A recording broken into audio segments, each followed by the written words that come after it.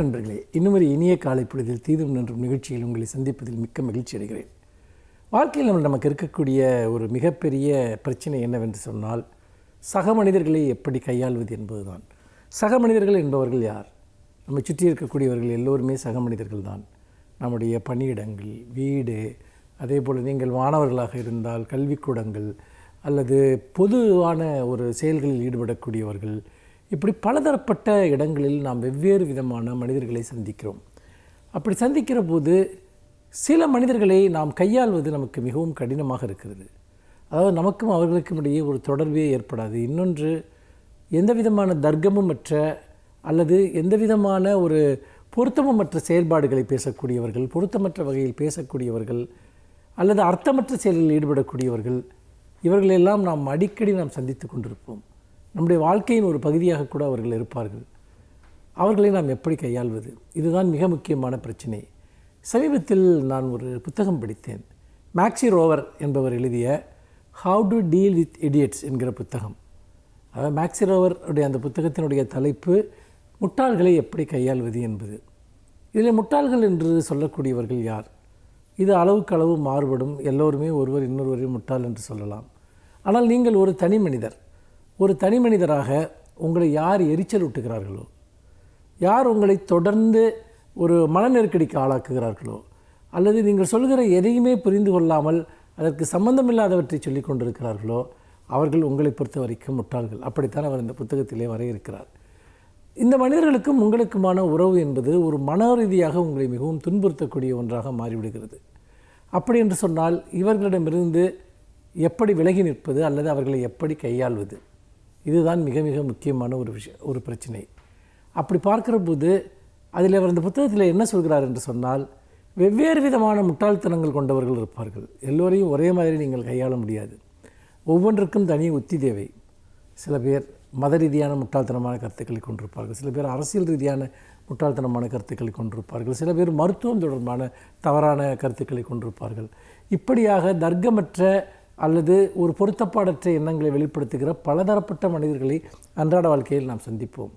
முதலில் அவர்கள் எத்தகைய ஒரு தப்பெண்ணங்களை கொண்டிருக்கிறார்கள் என்பதை பற்றி உங்களுக்கு ஒரு மதிப்பீடு இருக்க வேண்டும்.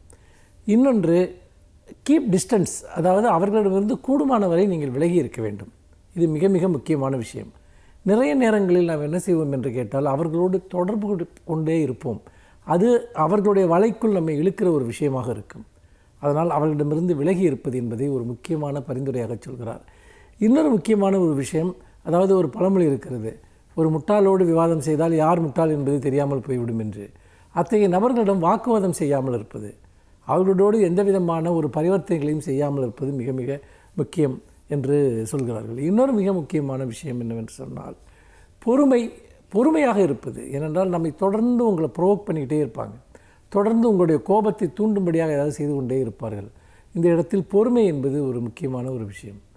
அடுத்ததாக மிக முக்கியமாக அவர் சொல்லக்கூடியது என்பது ஹியூமர். சிலவற்றை சிரித்தே கடந்து விடுவது என்று சொல்வோம். அவன் பண்ணுறது முட்டாள்தனமாக இருக்கும், ஆனால் நம்ம ஒரு ஹியூமராக அதை கடந்து போயிடணும். சிரிச்சுக்கிட்டே கடந்து போயிட்டோம்னா பிரச்சனையே இல்லை. எல்லாத்தையும் விட சில சமயத்தில் அவங்க அனுதாபம் காட்டப்பட வேண்டியவர்களாகவும் இருப்பார்கள். ஒரு எம்பதி அல்லது ஒரு சிம்பதிக்குரியவர்களாக இருப்பார்கள். அந்த குணத்தை நாம் வளர்த்துக்கொள்வது. அனைத்தையும் விட மிக மிக முக்கியமானது பொறுமை. இந்த பொறுமை தான் முட்டாள்களிடமிருந்து நம்மை காப்பாற்றும்.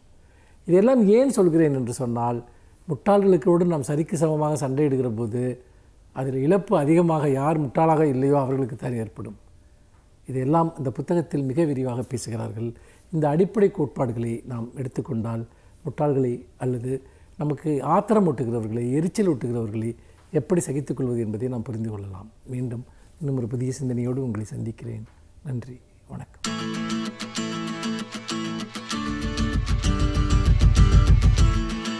அனைவருக்கும் என் அன்பு வணக்கம். அண்மையில் ஜப்பானுக்கு சென்று வந்த அமெரிக்க நண்பர்கள் சிலரை நான் அங்கு சந்தித்தேன். அவர்களில் குறிப்பாக மிசிகன் பல்கலைக்கழகத்தினுடைய உளவுத்துறை பேராசிரியராக இருக்கிற ராம் மகாலிங்கம் அவர்கள். அவர் அங்கே சென்று வந்த சில அனுபவங்களை எனக்கு எடுத்து சொன்னார். அவற்றுள் மிக முக்கியமானது, ஜப்பானுக்கு அவர்கள் சென்றிருந்தது பல்கலைக்கழக படிப்பு தொடர்பாக என்றாலும் சில இடங்களை நாங்கள் சுற்றி பார்த்தோம். அவற்றுள் மிக முக்கியமானது ஹிரோஷிமா என்கிற இடம். ஹிரோஷிமா என்று சொன்ன உடனேயே உலகத்தில் அந்த பெயர் எல்லோருக்கும் தெரியும். 1945ஆம் ஆண்டு அமெரிக்கா ஜப்பானில் 2 இடங்களில் குண்டுகளை வீசியது, அணுகுண்டுகளை. அதுவரையில் அணுகுண்டு என்றால் என்ன என்று உலகத்திற்கு தெரியாது. 45 ஆகஸ்ட் 6ஆம் தேதி ஹிரோஷிமா என்கிற இடத்திலும் 9ஆம் தேதி நாகசாயி என்கிற இடத்திலும் அணுகுண்டுகளை வீசிற்று. அதற்கு அமெரிக்கா ஒரு காரணத்தை சொன்னது. த பேர்ல் ஹார்பர், முத்து துறைமுகம் என்கிற இடத்தில் ஜப்பான் அமெரிக்காவின் மீது 2ஆம் உலகப் போர் நடந்து கொண்டிருந்த நேரத்தில் குண்டுகளை வீசி தாக்கியது. அதற்கு படிக்கு பழி வாங்குவதற்காக 2ஆம் உலகப் போர் முடிந்ததற்கு பின்னால் அமெரிக்கா ஜப்பானில் குண்டு வீசிற்று. முடிந்து போயிற்றா 2ஆம் உலகப் போர்? ஏறத்தாழ முடிந்து விட்டது. 1945 மே மாதமே முசோலினியும் கொல்லப்பட்டு மே மாதம் 30ஆம் தேதி ஹிட்லரும் தற்கொலை செய்து கொண்ட அதற்கு பிறகு போர் என்பது ஓய்ந்து போயிற்று.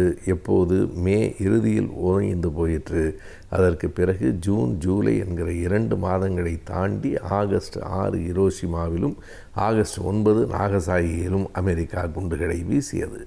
அதற்கு முன்னால் அப்படி அணுகுண்டு என்றால் என்ன என்று உலகத்தில் யாருக்கும் தெரியாது, அமெரிக்கா உட்பட. 2 அணுகுண்டுகளுக்கும் வேடிக்கையான பெயர்களை அமெரிக்கா வைத்தது. ஒன்று லிட்டில் பாய், இன்னொன்று ஹெஃப்டி மேன், அதாவது சின்ன பையன் குண்டு மனிதன் என்று 2 பெயர்களை இந்த அணுகுண்டுகளுக்கு வைத்தது. எதற்காக வீசிற்று என்பதை நாம் பார்த்தோம். பழிக்கு பழி வாங்குகிறோம் என்று சொன்னார்கள். ஆனால் அது மக்களை எப்படி அழித்தது, மக்கள் அதனை எப்படி எதிர்கொண்டார்கள், அது பற்றிய பல குறிப்புகளை ஹிரோஷிமாவுக்கு போன அவர்கள் பார்த்திருக்கிறார்கள். அங்கே மிக வயது கூடியவர்கள் சிலர் அந்த இடத்தில் இருந்து அன்றைக்கு என்ன நடந்தது என்பதை படமாகவும் எடுத்து சொல்லி விளக்கியும் கூறியிருக்கிறார்கள். அவர்கள் யார் என்றால், அந்த அணுகுண்டு வீச்சு நடந்தபோது ஹிரோஷிமாவிலே இருந்தவர்கள் தப்பி பிழைத்தவர்கள். இப்போது அவர்களுக்கு என்ன வயது? ஏறத்தாழ 90 வயதை நெருங்கி கொண்டிருக்கிறார்கள். காரணம், அந்த அணுகுண்டு வீசப்பட்டு 80 ஆண்டுகள் முடிவடைந்து விட்டன. அன்றைக்கு ஒரு 10 வயது சிறுவர்களாக இருந்தவர்கள் இன்றைக்கு 90 வயதில் இருக்கிறார்கள். அவர்கள் என்ன நடந்தது என்பதை விளக்குகிறார்கள். நாங்கள் எல்லோரும் அன்றைக்கு அங்கே தான் இருந்தோம். எங்கள் பள்ளி மாணவர்கள், கல்லூரி மாணவர்கள் எல்லோரும். அந்த பள்ளி மாணவர்களை 2 பகுதிகளாக பிரித்து எங்கள் ஆசிரியர்கள் அனுப்பினார்கள். நாங்கள் ஒரு பக்கம் போனோம், இன்னொருவர் அந்த நகர பக்கம், அதாவது டவுன் டவுன் என்று சொல்லுவார்கள், அந்த பகுதியில் போனார்கள். என்ன நடந்தது என்றால், திடீரென்று அந்த டவுன் டவுன் என்று சொல்லுகிற நகரத்திலே தான் அந்த அணுகுண்டு விழுந்தது. இந்த பக்கம் போனவர்கள் தப்பிட்டார்கள். இவர்கள் பார்க்கிறார்கள். என்ன தெரிந்தது, எப்படி அந்த அணுகுண்டு வந்தபோது இருந்தது என்றால், அவர்கள் சொல்லுகிற அனுபவம், திடீரென்று பூமியில் ஒரு சூரியனை நாங்கள் பார்த்தோம் என்று சொல்கிறார்கள். அவ்வளவு வெளிச்சம், கண்ணை கூச வைக்கிற அளவுக்கு சூரியன் இறங்கி வந்தால் எவ்வளவு வெளிச்சமாக இருக்கிறோமோ அந்த அளவுக்கு எங்கள் கண்கள் கூசுகிற அளவுக்கு வெளிச்சம். திடீரென்று அது என்ன வெளிச்சம் என்று சிந்திப்பதற்குள் சில நொடிகளுக்குள் அல்லது நொடியின் பின்னங்களுக்குள் மிகப்பெரிய வெடிச்சு சத்தம். அதற்கு முன்னால் அப்படி ஒரு ஒலியை நாங்கள் கேட்டதில்லை. பின்னர் அறிந்தோம், அந்த பகுதி முழுவதும் அழிந்து போயிற்று. எங்களிலிருந்து பிரித்து விடப்பட்ட மாணவர்கள், போனவர்கள் அத்தனை பேரும் அழிந்து போனார்கள். ஒருவேளை நான் இந்த பக்கம் இல்லாமல் அந்த பக்கம் அனுப்பப்பட்டிருந்தால் நான் இறந்து 80 ஆண்டுகள் ஆகியிருக்கும் என்று வயதான மூதாட்டி அங்கே இருந்து சொல்லுவதை நேரில் கேட்ட மிசிகன் பல்கலைக்கழக பேராசிரியரும் மாணவர்களும் எடுத்து சொன்னபோது உலகம் எப்படிப்பட்ட ஒரு வேதனையை அந்த நாளில் சந்தித்திருக்கிறது. அதற்கு பிறகு தொலைதூரத்தில் இருந்தவர்கள், அந்த அணுகுண்டினால் பாதிக்கப்பட்டவர்கள் ஓடி வருகிறார்கள் மருத்துவமனைக்கு. குடலை கையிலே பிடித்து கொண்டு சதை கீழே விடுவதை எடுத்து வைத்து கொண்டு வருகிறார்கள். அந்த பாதிப்பு அந்த நாளில் தான் என்பதல்ல, 80 ஆண்டுகளுக்கு பிறகு இப்போதும் அடுத்தடுத்த தலைமுறைகளில் பலரும் கூட அந்த ஹிரோஷிமா நாகசாகி குண்டு வீச்சினால் பாதிக்கப்பட்டிருக்கிறார்கள் என்கிற செய்தியை அங்கே இருக்கிற அந்த பெரியவர்கள் சொல்லியிருக்கிறார்கள். ஒரு செய்தியை பேராசிரியர் ராம் மகாலிங்கம் சொன்னார். ஆனால் அவர்கள், எனவே இந்த அமெரிக்கா எவ்வளவு கொடுமையானது என்று கூட சொல்லவில்லை, இந்த அணுகுண்டுகளும் போரும் எவ்வளவு கொடுமையானது என்பதை திரும்ப திரும்ப சொல்லிக் கொண்டிருக்கிறார்கள் என்று விளக்கினார்.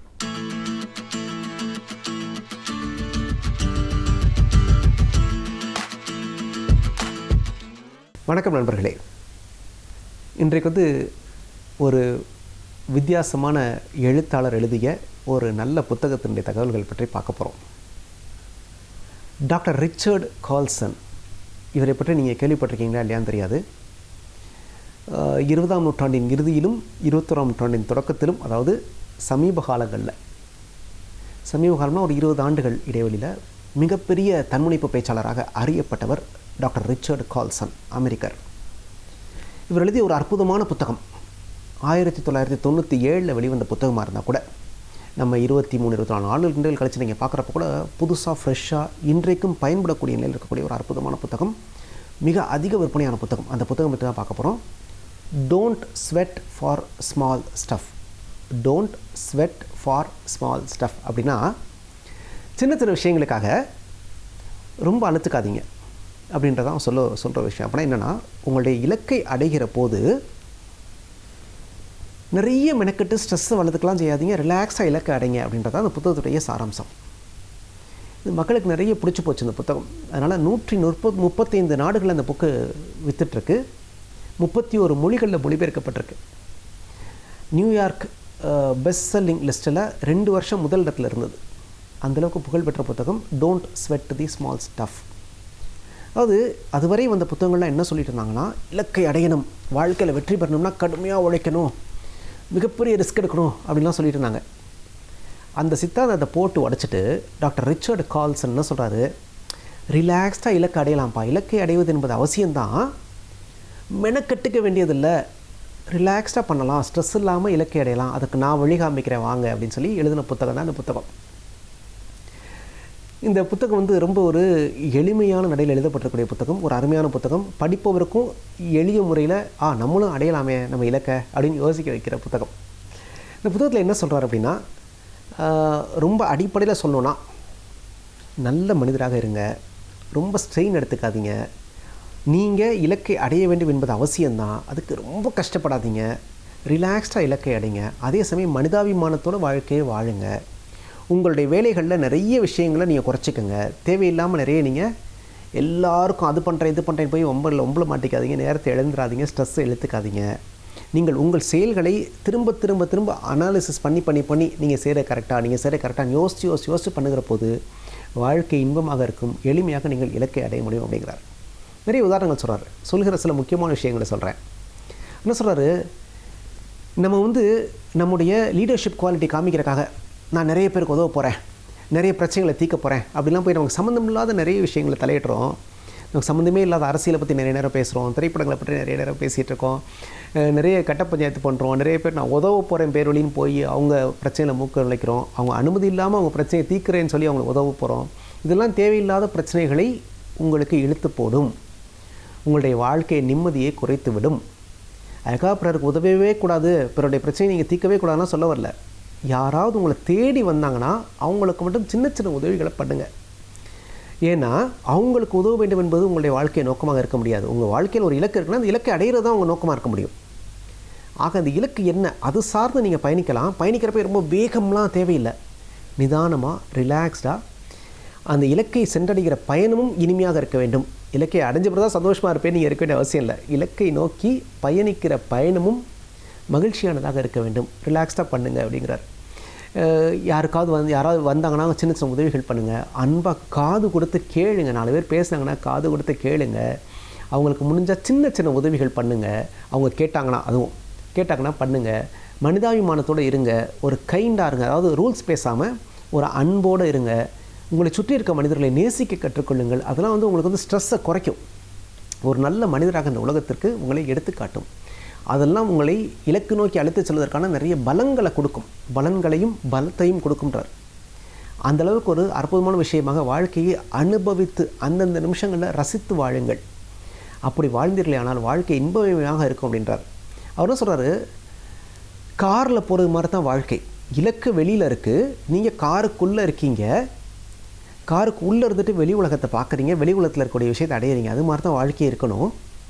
ஆனால் நம்ம என்ன பண்ணுறோம், தலைகீழாக பண்ணிகிட்ருக்கோன்றார். உதாரணத்துக்கு நம்ம படிக்கிறப்பயே நமக்கு என்ன தேவை, நமக்கு என்ன தெரியும், இல்லை நமக்கு என்ன பிடிக்கும் பார்த்து படிக்கிறது இல்லை. எந்த படிப்புக்கு நீங்கள் டிமாண்ட் அதிகம் அதை படிக்கலாமே அப்படின்னு சொல்லி அந்த வெளி உலகத்துக்கு ஏற்ற மாதிரி உங்களை மாற்றிக்க பார்க்குறீங்க. இங்கே தான் பிரச்சனை வருது. உங்களுக்கு என்ன பிடிக்குமோ அதை படிங்க. வேலைன்னு போகிறப்ப எந்த வேலை, எந்த துறையில் இன்றைக்கி வேலை வாய்ப்பு அதிகமாக இருக்குது அப்படின்னு பார்த்து அந்த துறை சார்ந்து ஓடுறீங்க. தேவையில்லை. உங்களுக்கு என்ன வேலை செய்ய பிடிக்குமோ அந்த வேலையை பாருங்கள். கார் வாங்குறப்ப என்ன கார் இன்றைக்கி டாப்பில் இருக்குது, அது நான் வாங்க போகிறேன் அப்படின்றீங்க. தேவையில்லை. உங்களுக்கு என்ன கார் பிடிக்கும், உங்களுக்கு தேவை என்ன? காரில் போகணுமா, எவ்வளோ வேகத்தில் போகணும், அதுக்கான சின்ன கார் இருந்தால் கூட போகிறோம், அதை வாங்கிக்கோங்க.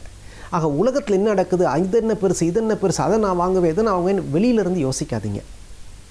உங்கள் உள்ளேருந்து யோசிங்க. உங்களுக்கு என்ன தேவை, இது போருமே, நம்முடைய தேவை, நம்முடைய நோக்கம், நம்முடைய இலக்கை அடைய இது இருந்தால் நல்லா இருக்குமே, இப்படி யோசிங்க. யோசிச்சிங்கன்னா நிம்மதியாக இருப்பீங்க.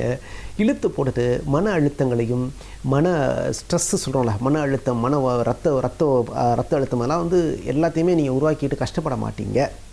வாழ்க்கையை அமைதியாக இன்பமயமாக வாழ முடியும் அப்படின்றாங்க. இன்னொன்று, நிறைய பேர்ட்ட பர்ஃபெக்ஷன் எதிர்பார்க்காதீங்க.